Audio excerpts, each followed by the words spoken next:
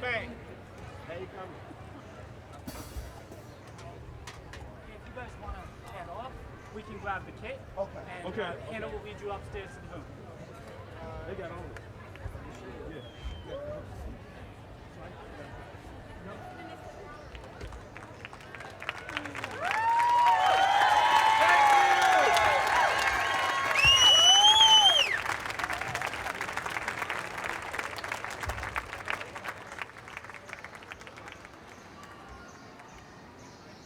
I'm going to take a picture of us and send to Valerie. She's going to be so shocked to see it. Are you going to do the reading? I will not be doing that. Come on. I was saying, look who I found. Oh my God, that is going to be so nice. So there we are.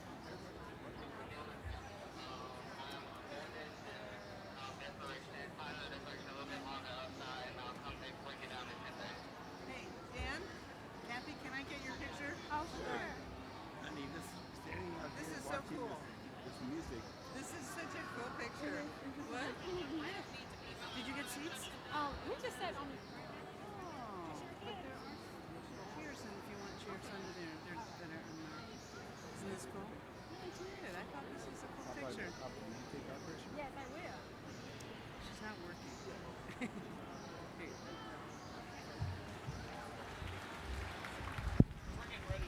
Can you listen to this jazz? Yeah, Guys, sure. you see them running around? Oh, I said they were. Did you see them out? I hadn't seen him. They were moving around. Okay, let's do this fast. Oh, this is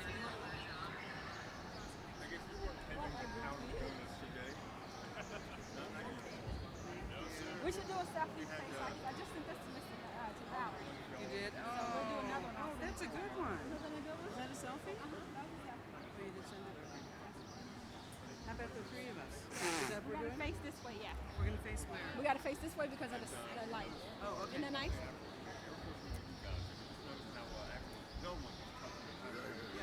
Send it to me too, okay?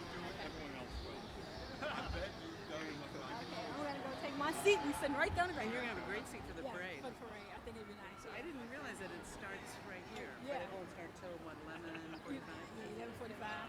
But you got one of those fans with the programs? Yeah. Okay, see you all in a minute.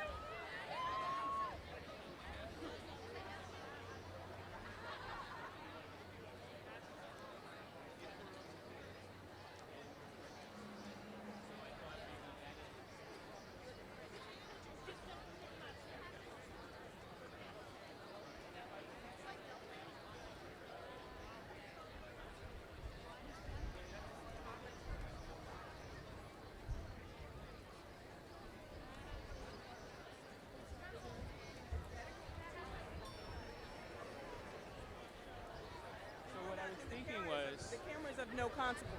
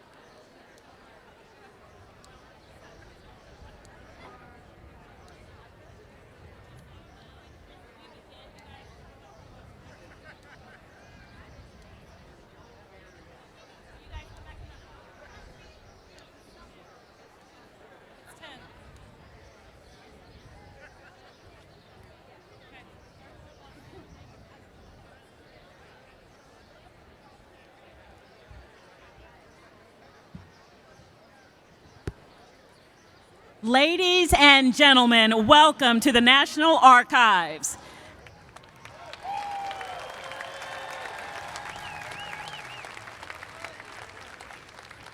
My name is Allison Seymour, Fox 5 DC, right here in the greatest city, in the greatest country in the world.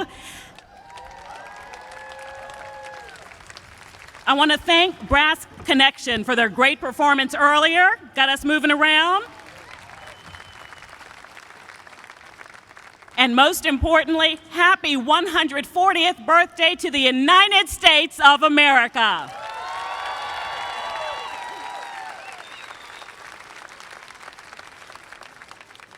I want to thank you for joining us on this very special 4th of July. The National Archives is the permanent home of the Declaration of Independence. For more than 30 years, the National Archives has hosted a ceremony on this day, July 4th, to celebrate our independence. And this is the kickoff event for all of the patriotic activities in our nation's capital. After the ceremony, stay right here to enjoy more live music, followed by the National Independence Day Parade right on Constitution Avenue. Or you can escape the clouds and go inside the National Archives to see the original Declaration of Independence and participate. Yes, let's hear it for the Declaration of Independence, whoever that was. And to participate in all the family fun activities. Later this evening, the National Symphony Orchestra will present their annual concert, A Capitol Fourth. Who's been to a Capitol Fourth? Beautiful. Hopefully the rain will hold off and we'll see the fireworks too. That's in front of the U.S. Capitol. And after the concert, again, enjoy the fireworks that start right after 9 on the National Mall. And you may have noticed our volunteers carrying the big signs with today's hashtags and other social media information. The National Archives at USNet Archives is on Twitter and Instagram. Please share your 4th of July experience using the hashtag, they're right there, using the hashtag ArchivesJuly4. The number 4. And after the ceremony, don't miss our special Declaration of Independence signing booth. You can add your signature and then share all the patriotic fun with everyone on social media, again using the hashtag #ISignedTheDeclaration. Following the ceremony, the booth will be set up inside the museum's Boeing Learning Center with our great family activities. And throughout the day, if you have any questions about any of our special guests or for our guest, you can tweet your questions to @US Nat Archives, and you'll get an answer back. That's a guarantee. We'll tweet you back. So stay around, enjoy the entire day, and celebrate our independence. And now, please rise for the presentation of the colors by the 3rd U.S. Infantry Old Guard Continental Color Guard with retired Army Master Sergeant Caleb Green singing the national anthem.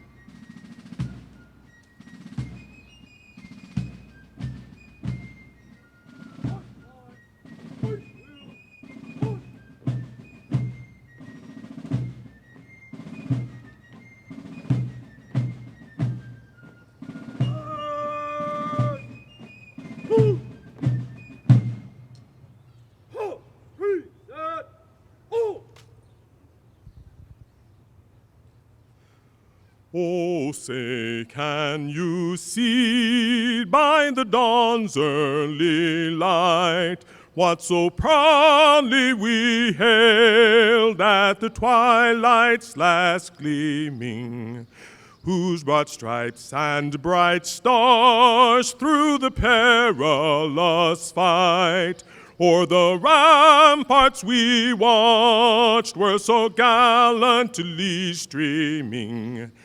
And the rockets' red glare, the bombs bursting in air, gave proof through the night that our flag was still there. Oh, say, does that star-spangled banner yet wave o'er the land of the free and the home of the brave?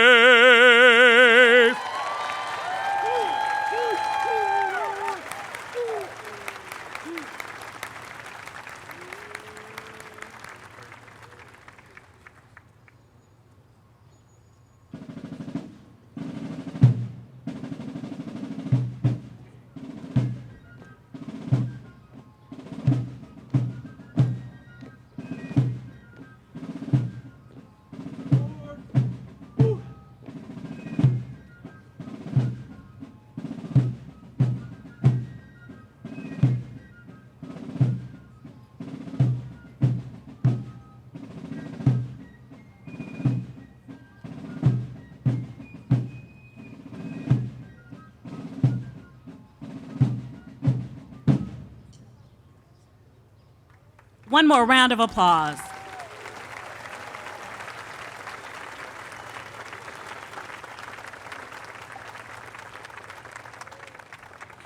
Now, to give us the sounds of colonial America, we have the 3rd United States Infantry Old Guard, Fife and Drum Corps. Their uniforms are from the Revolutionary War era, and so is their music. I'm pleased to present Sergeant Matthew Harp to narrate their performance. Please join me in welcoming the Old Guard, Fife and Drum Corps.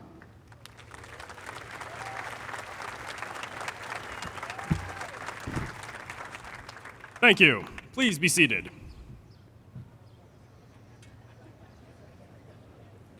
Good morning, ladies and gentlemen. The United States Army Military District of Washington, under the command of Major General Bradley Becker, is proud to present the United States Army Old Guard Fife and Drum Corps. The 3rd United States Infantry Regiment, the Old Guard, traces its lineage back to George Washington's original Continental Army, and today serves as the Army's official escort to the President of the United States. In 1960, the Fife and Drum Corps was organized to participate in official ceremonies and to revive our country's musical heritage. From the days of the American Revolution through the 19th century, fifes, drums, and bugles were vital to military order and discipline. Field musicians were used to issue commands during battle and to regulate the duty day, signaling when to rise, when to eat, and when the day ends. This morning's show paints a series of pictures from the life of a Continental soldier musician. We open at the beginning of the duty day with a training scene. In the 18th century, signals like attention and breakfast call would have sent the soldiers into action. Here we begin with those signals and accompany their daily training with marching tunes, including drums and guns and simple Joshua.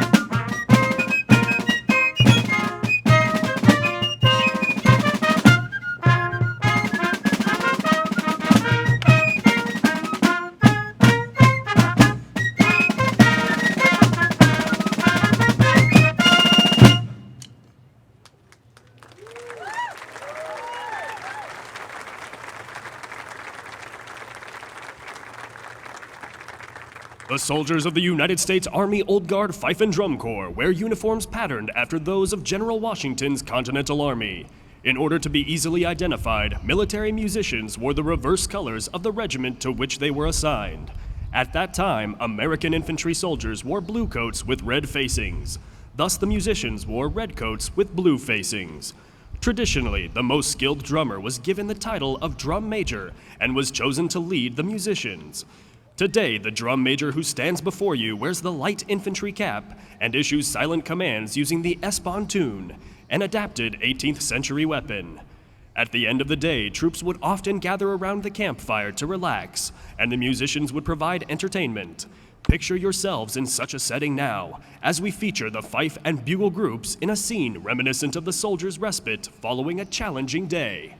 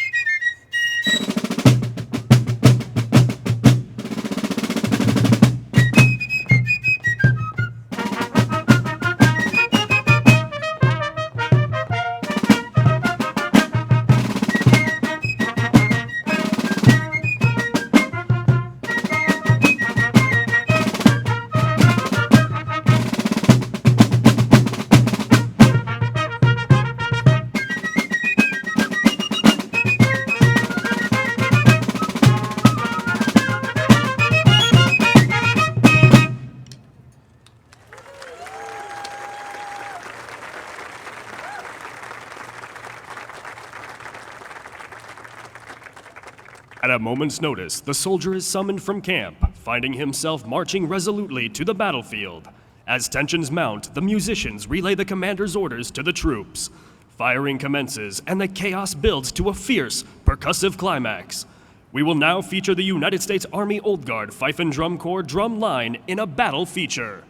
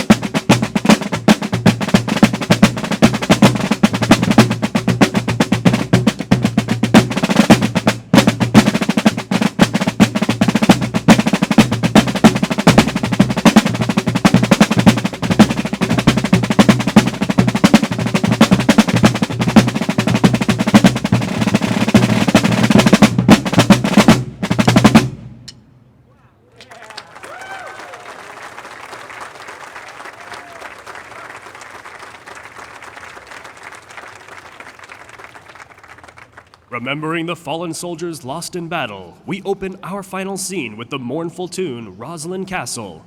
The lament is brief, though, as we transition to a celebration of life and close our show with the triumphal Soldier's Return, during which the Corps will honor you with a stately and traditional troop step.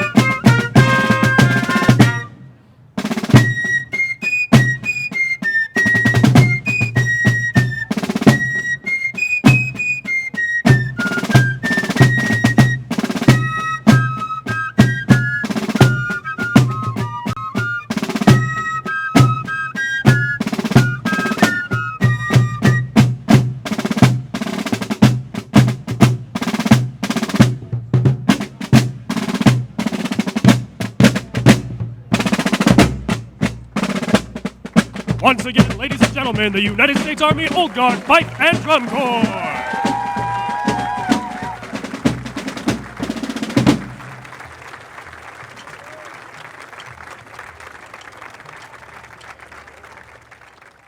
On behalf of the Old Guard Commander, Colonel Jason Garkey, and the Fife and Drum Corps Commander, Chief Warrant Officer Joseph Newby, it has been our pleasure performing for you today.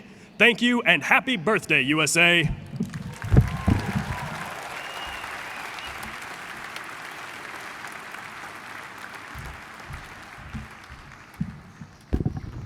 What a wonderful way to celebrate our nation's 240th birthday.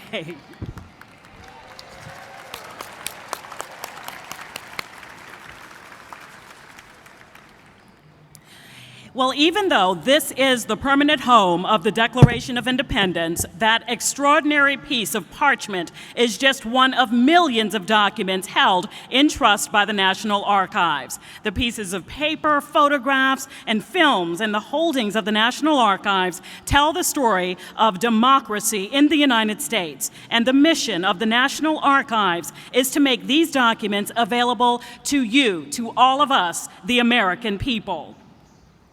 I'd like to introduce now a very important person for whom our nation has entrusted the care of the Declaration of Independence. David Ferriero is the Archivist of the United States.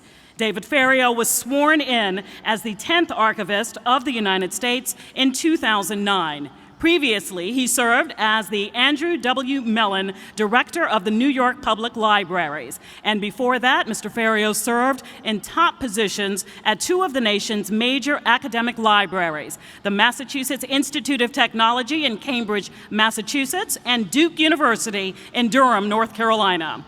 Mr. Ferriero holds degrees from Northeastern University in Boston and the Simmons College of Library and Information Science, also in Boston. He also served in the United States Navy as a hospital corpsman during the Vietnam War.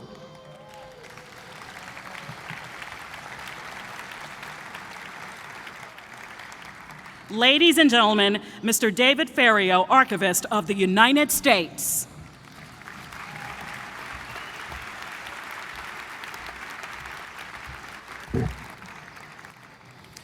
Thank you, Allison, for joining us as our MC for our 4th of July celebration. Good morning, and happy Independence Day.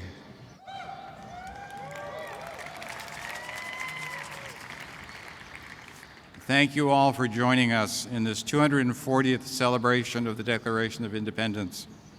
4th of July is a time to gather with friends, have a barbecue, come to the National Archives for the reading of the Declaration, and view magnificent fireworks. But this commemoration of our independence goes way back to the first anniversary of its signing. On July 4th, 1777, John Adams was invited to dine with President George Washington aboard the frigate Delaware.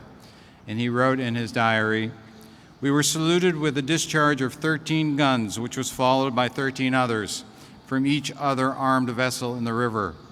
Then the galleys followed the fire, and after them the guard boats. The president and company were saluted with 3 cheers from every ship, galley, and boat in the river. The wharves and shores were lined with a vast concourse of people, all shouting and huzzaing in a manner which gave great joy to every friend to this country, and the utmost terror and dismay to every lurking Tory." Adams continues, "In the evening, I was walking about the streets for a little fresh air and exercise and was surprised to find the whole city lighting up their candles at the windows. I walked most of the evening, and I think it was the most splendid illumination I ever saw. A few surly houses were dark, but the lights were very universal. Considering the lateness of the design and the suddenness of the execution, I was amazed at the universal joy and alacrity that was discovered, and at the brilliancy and splendor of every part of this joyful exhibition. I had forgot the ringing of the bells all day and evening, and the bonfires in the streets and the fireworks played off. Had General Howe been here in disguise or his master, this show would have given them the heartache." The celebration started that way back in 1777 and has grown and continues to flourish today, especially here in Washington, D.C. The National Archives is the final destination for the most important records of the United States government. That 2 to 3% of records deemed by departments and agencies to be important enough for permanent preservation. In addition to having the original Declaration of Independence, we also have early records demonstrating our fight for the very independence we celebrate today. And one of my favorite records is the Oath of Allegiance. During the Revolutionary War, military officers declared their loyalty to the United States through oaths of allegiance. George Washington, Alexander Hamilton, the Marquis de Lafayette, and even Benedict Arnold all signed oaths of allegiance, which said that they do acknowledge the United States of America to be free, independent, and sovereign states, and declared that the people thereof owe no allegiance or obedience to George III. The Declaration of Independence is enshrined in the rotunda of the National Archives just behind me. And just think of the courage it took to sign the Declaration and how important independence from England meant to them to risk their lives. It was an act of treason for our founding fathers who signed it. They became wanted men, traitors to the king. By the end of the Revolutionary War, more than half of the signers suffered direct personal consequences for their support of American independence. We have the signers to thank for the freedom we enjoy today. And the Declaration has had an amazing journey since it was signed in 1776. During the Revolutionary War, the Declaration was rolled up and moved from city to city as Congress moved to avoid capture by the British. When the British were burning Washington during the War of 1812, Secretary of State James Monroe directed the State Department clerks to get the important documents out of town. They wrapped the Declaration and other precious documents in bags of linen, commandeered wagons, and in the dead of night headed for Virginia with the records of the country. First, they hid the Declaration in an unused grist mill in Virginia, then in a private home in Leesburg until the war was over.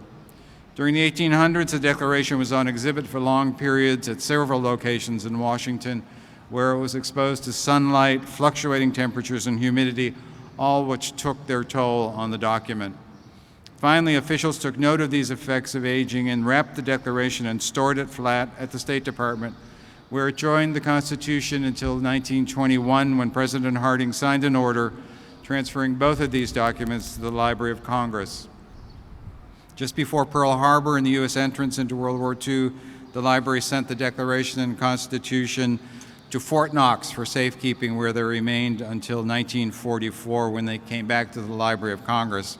And finally, the documents came to their rightful home here at the National Archives. On December 13, 1952, with great pomp and circumstance and security, the newly encased Declaration of Independence was carried up these steps with a military procession into the rotunda. And the Declaration of Independence was safe until 2004, when the good treasure hunter, Nicolas Cage, cleverly stole it during a party in this building to protect it from the evil treasure hunter. And our national treasure was miraculously and circuitously restored to its rightful place and now possesses the most often asked questions in the rotunda: can we see the back of the map? Can we see the map on the back?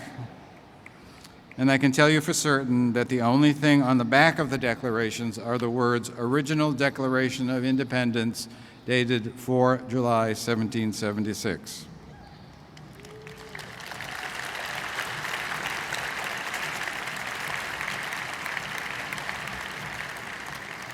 Although the traveling days of the Declaration are over, the spirit of the Declaration continues on today in many ways, including social media. And I hope you'll be sharing your pictures and stories from your 4th of July experience here.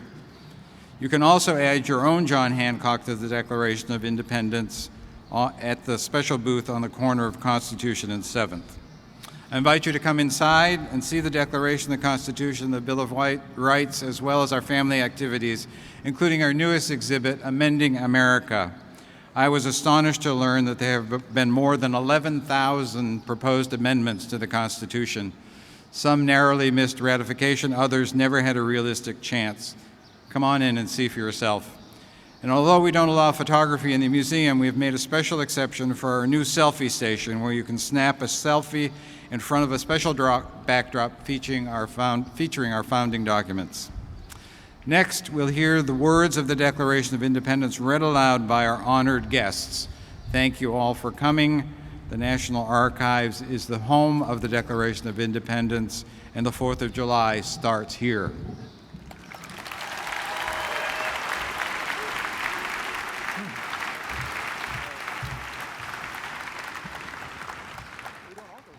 So that movie wasn't based in fact. Nicolas Cage? No? Okay. It's very cool. If you have an opportunity, I would urge you to go in and see the Declaration of Independence. It will give you chills. Now, I am happy to introduce a very distinguished group of people who will read the Declaration of Independence. Our first three readers are General George Washington, Mr. John Hancock, and Mrs. Abigail Adams. Next, to read the grievances against King George III, we have three of the leaders of the Second Continental Congress, Mr. Thomas Jefferson, Mr. John Adams, and Dr. Benjamin Franklin. These three gentlemen know the words of the Declaration better than anyone else. All three served on the committee to draft the Declaration, and Mr. Jefferson was the primary author. And to read the names of the 56 signers of the Declaration, we are proud to have Private Edward Ned Hector of the 3rd Pennsylvania Artillery Company, a free black colonial soldier, patriot, and a hero. Huzzah! And finally, we'll have some audience participation, just as our colonial forefathers would have done. As our special guests read the grievances against King George, watch for the town crier, assisted by our volunteers, holding the signs to tell when we will express our displeasure with a hearty boo. Can we practice? Boo! When you see those signs, right? So, ladies and gentlemen, the Declaration of Independence. Huzzah! In Congress, July 4th, 1776, the unanimous Declaration of the 13 United States of America. Huzzah! When in the course of human events it becomes necessary for one people to dissolve the political bands which have connected them with another, and to assume among the powers of the earth the separate and equal station to which the laws of nature and of nature's God entitle them, a decent respect to the opinions of mankind requires that they should declare the causes which impel them to the separation. We hold these truths to be self-evident, that all men are created equal, that they are endowed by their Creator with certain unalienable rights, that among these are life, liberty, and the pursuit of happiness. That to secure these rights, governments are instituted among men, deriving their just powers from the consent of the governed. And that whenever any form of government becomes destructive of these ends, it is the right of the people to alter or abolish it. And to institute new government, laying its foundation on such principles and organizing its powers in such form as to them shall seem most likely to affect their safety and happiness. Prudence, indeed, will dictate that governments long established should not be changed for light and transient reasons.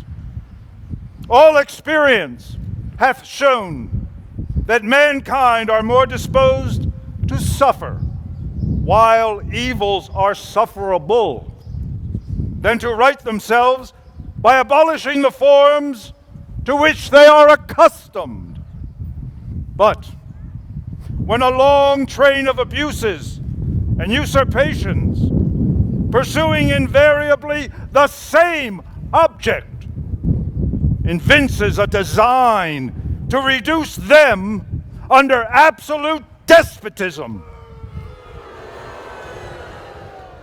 it is their right, it is their duty to throw off such government and to provide new guards for their future security. Yay! Huzzah! Such has been the patient sufferance of these colonies, and such is now the necessity which constrains them to alter their former systems of government. The history of the present King of Great Britain is a history of repeated injuries and usurpations, all having in direct object the establishment of an absolute tyranny over these states. Boo! To prove this, let facts be submitted to a candid world.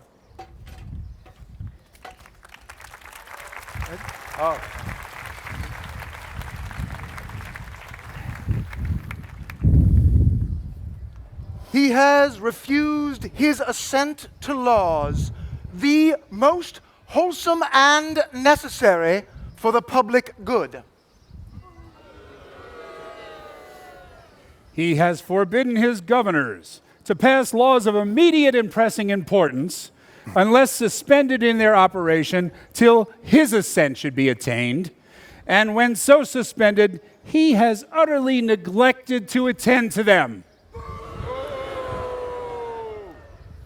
He has refused to pass other laws for the accommodation of large districts of people, unless those people would relinquish the right of representation in the legislature, a right inestimable to them and formidable to tyrants only.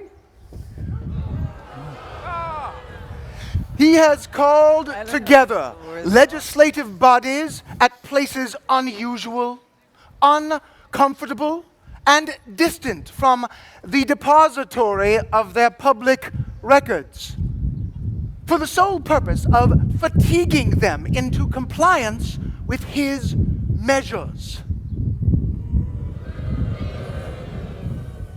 He has dissolved representative houses repeatedly for opposing with manly firmness his invasions on the rights of the people. He has refused for a long time after such dissolutions to cause others to be elected, whereby the legislative powers, incapable of annihilation, have returned to the people at large for their exercise. The state, yes, the state, remaining in the meantime exposed to all the dangers from without and convulsions from within. He has endeavored to prevent the population of these states, for that purpose obstructing the laws for naturalization of foreigners, refusing to pass others to encourage their migrations hither, and raising the appropriations for new conditions of lands. He has obstructed the administration of justice by refusing his assent to laws for establishing judiciary powers. He has made judges dependent on his will alone for the tenure of their offices and the amount and payment of their salaries. He has erected a multitude of new offices and sent hither swarms of officers to harass our people and eat out their substance. He has kept among us in times of peace standing armies without the consent of our legislature. He has affected to render the military independent of and superior to the civil power. He has combined with others to subject us to a jurisdiction foreign to our Constitution and unacknowledged by our laws, giving his assent to their acts of pretended legislation for quartering large bodies of armed troops among us, for protecting them by a mock trial from punishment for any murders which they should commit on the inhabitants of these states, for cutting off our trade with all parts of the world, for imposing taxes on us without our consent, for depriving us in many cases of the benefits of trial by jury, for transporting us beyond seas to be tried for pretended offenses, for abolishing the free system of English laws in a neighboring province, establishing therein an arbitrary government, and enlarging its boundaries so as to render it at once an example and fit instrument for introducing the same absolute rule into these colonies.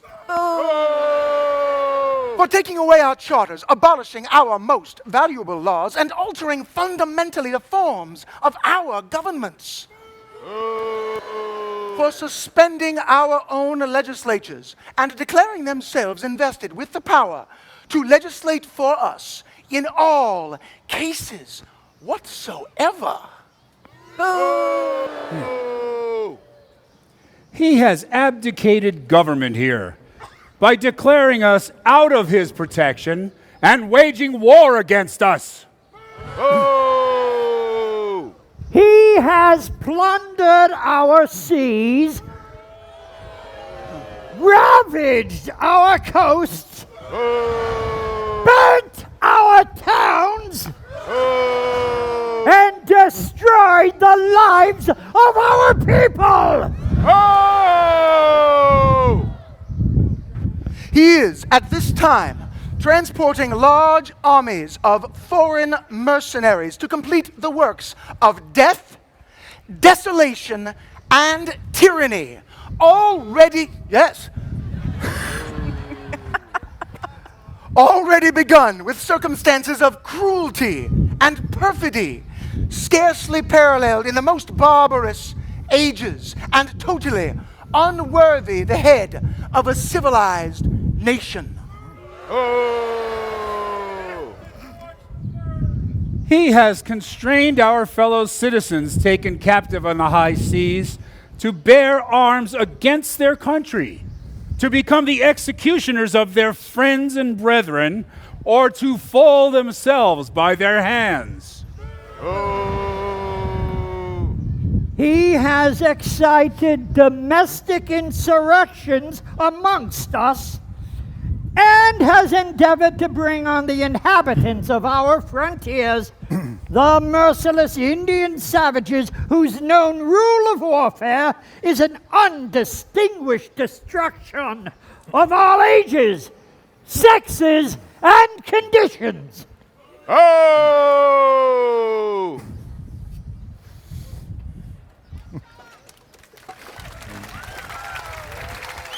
Gentlemen, well done. Well done. Well done. In every stage of these oppressions, we have petitioned for redress in the most humble terms. Our repeated petitions have been answered only by repeated injuries. a prince whose character is thus marked by every act which may define a tyrant is unfit to be the ruler of a free people. Huzzah! Nor have we been wanting in attentions to our British brethren. We have warned them from time to time of attempts by their legislature to extend an unwarrantable jurisdiction over us. We have reminded them of the circumstances of our emigration and settlement here. And we have appealed to their native justice and magnanimity. And we have conjured them by the ties which our common kindred to disavow these usurpations which would inevitably interrupt our connections and correspondence. They, too, have been deaf to the voice of justice and consanguinity. We must therefore acquiesce in the necessity which denounces our separation and hold them as we hold the rest of mankind, enemies in war, in peace, friends. Huzzah! Huzzah! We, therefore, the representatives of the United States of America, in General Congress assembled, appealing to the Supreme Judge of the world for the rectitude of our intentions, do, in the name and by the authority of the good people of these colonies, solemnly publish and declare that these united colonies are, and of right ought to be, free and independent states. Huzzah! Huzzah! Huzzah! Huzzah! Huzzah! Huzzah! That they Yes. are absolved from all allegiance to the British Crown, and that all political connection between them and the state of Great Britain is and ought to be totally dissolved. Huzzah! Huzzah! Huzzah! Huzzah!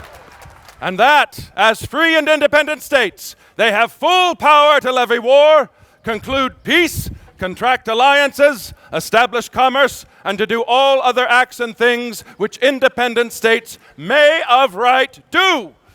Huzzah! And for the support of this declaration, with a firm reliance on the protection of divine providence, we mutually pledge to each other our lives, our fortunes, and our sacred honor. Huzzah! Huzzah!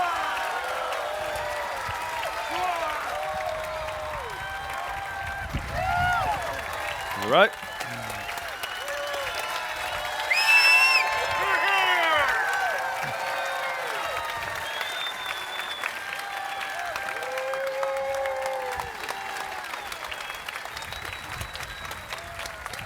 Thank you, General Washington, Mr. Hancock, Mrs. Adams, Mr. Jefferson, Mr. Adams, and Dr. Franklin.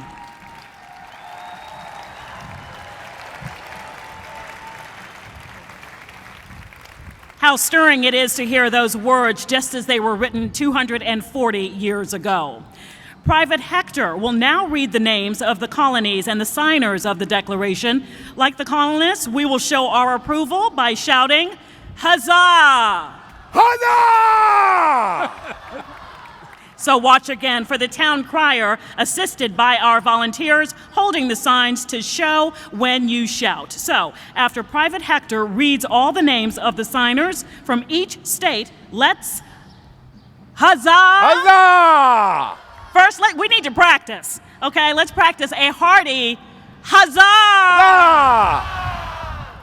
One more time on the count of 3, or we might be sent back to England with that huzzah. So let's try it again. 1, 2, 3. Huzzah! Huzzah! That's better. Now remember, we're going to wait for Private Hector to read all the names from each state, and then we're going to shout our approval with a huzzah. And now, the names of the signers of the Declaration of Independence. I want to hasten you to remember these men, these people put their lives on the line for you. President of the Continental Congress, the Honorable John Hancock. Huzzah! Georgia, Button Gwinnett, Lyman Hall, and George Walton. Huzzah! North Carolina, William Hooper, Joseph Hughes, and John Penn. Huzzah! South Carolina, Edward Rutledge, Thomas Hayward Jr., Thomas Lynch Jr., and Arthur Middleton. Huzzah! Maryland, Samuel Chase, William Packer, Thomas Stone, and Charles Carroll of Carrollton. Huzzah! Virginia, George Wythe, Richard Henry Lee, Thomas Jefferson, Benjamin Harrison, Thomas Nelson Jr., Francis Lightfoot Lee, and Carter Braxton. Huzzah! Pennsylvania, Robert Morris, Benjamin Russ, Benjamin Franklin, John Morton, George Clymer, James Smith, George Taylor, James Wilson, and George Ross. Huzzah! Delaware! I appreciate you. Very good. Caesar Rodney, George Reed, Thomas McKean. Huzzah! New York, William Floyd, Philip Livingston, Francis Lewis, and Lewis Morrison. Huzzah! New Jersey, Richard Stockton, John Witherspoon, Francis Hopkinson, John Hart, and Abraham Clark. Huzzah! New Hampshire, Matthew Thornton, Josiah Bartlett, and William Whipple. Huzzah! Massachusetts, Samuel Adams, John Adams, Robert Treat Payne, and Elbridge Gary. Huzzah! Rhode Island, Stephen Hopkins and William Ellery. Huzzah! Connecticut,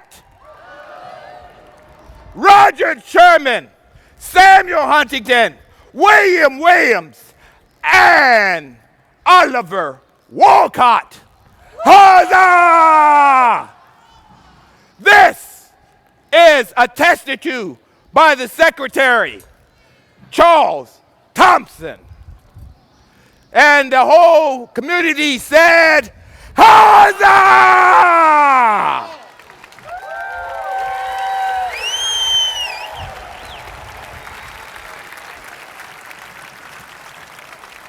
Thank you, Private Hector. Before we conclude this program, I just want to remind you of some of the activities that we have inside of the National Archives building today. The building closes at 5 p.m., so please don't miss your chance to see the original Declaration of Independence, also the Constitution, the Bill of Rights, and the Magna Carta. We also have special hands-on July 4th family activities at the Boeing Learning Center until 4 p.m. Make sure to keep sharing the hashtag Archives July 4 Fun, take a hashtag Colonial selfie, and send questions to our special guest at US Nat Archives on Twitter. And when you're inside the Boeing Learning Center, don't forget to sign the special facsimile of the Declaration of Independence and share your signature with the hashtag I signed the Declaration. And finally, I want to thank the people who helped to make this year's July 4th celebration possible. Thank you to the National Archives Foundation.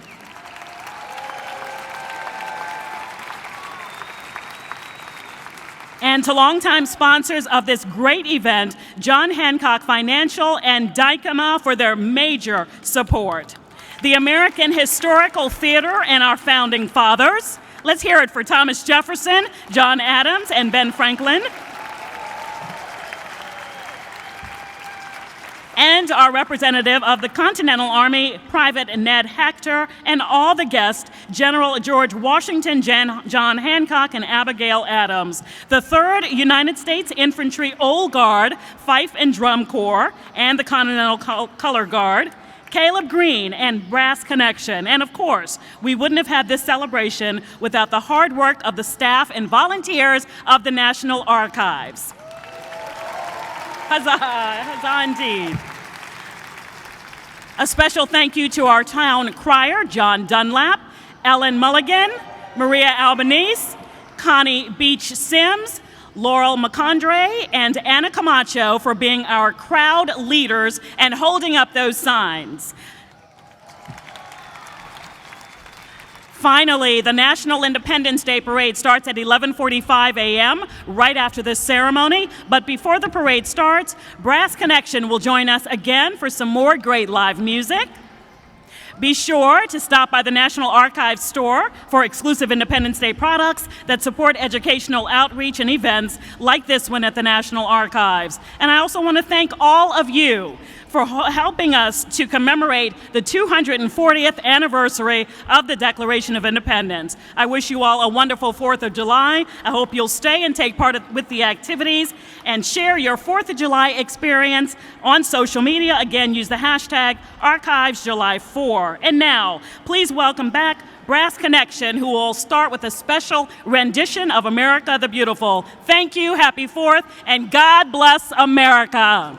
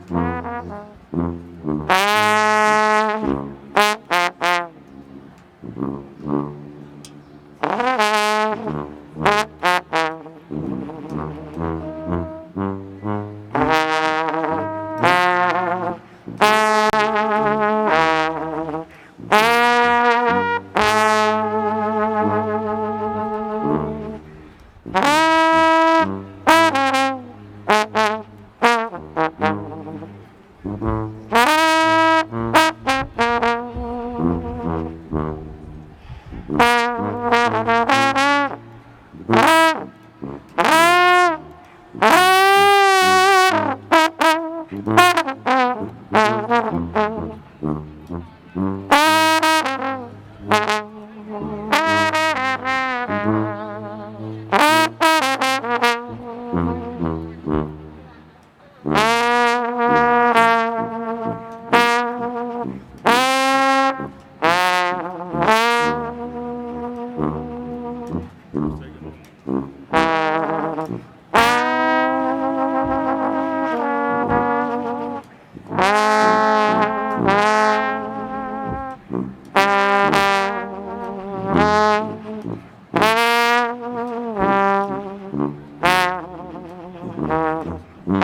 you.